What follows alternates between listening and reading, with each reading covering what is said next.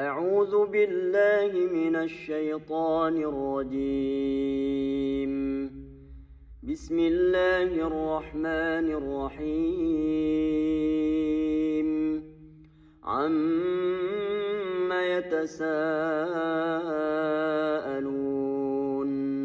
عن النبأ العظيم الذي هم فيه مختلفون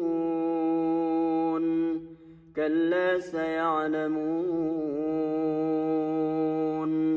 ثم كلا سيعلمون